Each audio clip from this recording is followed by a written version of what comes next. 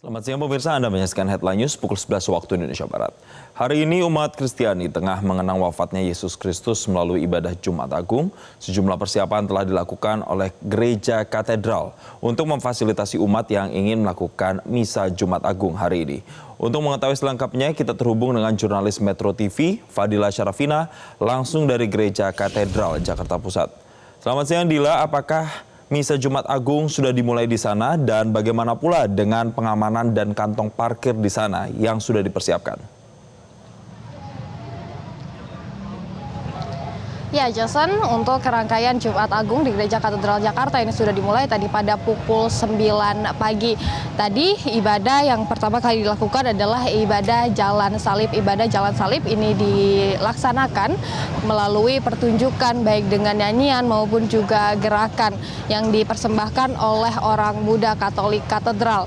Tadi yang menjadi tema dalam Jalan Salib kreatif ini adalah Mater Purisima, yang artinya adalah Bunda Tersuci.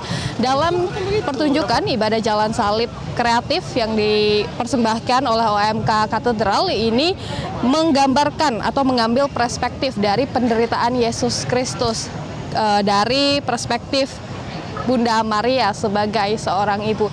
Tadi ibadah Jalan Salib kreatif ini diikuti dengan khidmat oleh umat Katolik yang tadi sudah mengikuti jalannya ibadat di area Gereja Katedral ini. Jason, bahkan tidak jarang beberapa umat ini juga sempat meneteskan air mata melihat pertunjukan yang menunjukkan penderitaan dari Yesus Kristus ini. Nanti ya, ibadah Jumat Agung di Gereja Katedral ini akan dibagi menjadi 3 sesi, yaitu pada sesi pertama ini akan dilaksanakan pada pukul 12 siang. Kemudian di sesi kedua ini akan dilaksanakan pada pukul 3 sore.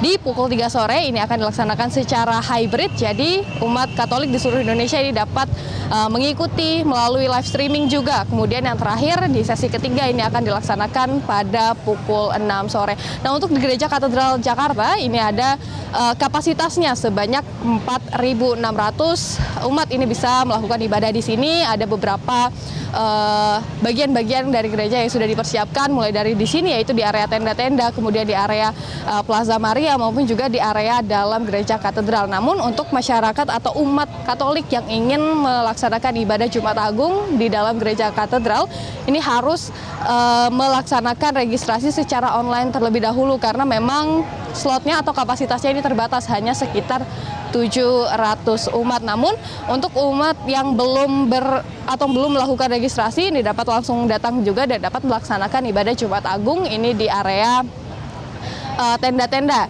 yang ada di Gereja Katedral.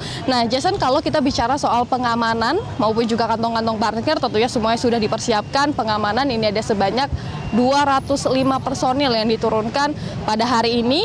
Kemudian juga tadi pagi sebelum ibadah di Gereja Katedral ini dimulai, sudah diturunkan tim-tim dari Gegana maupun juga K9 yang melakukan sweeping di area Gereja Katedral ini. Selain itu juga pihak kepolisian ini mendirikan pos pengamanan yang ada di area depan Gereja Katedral.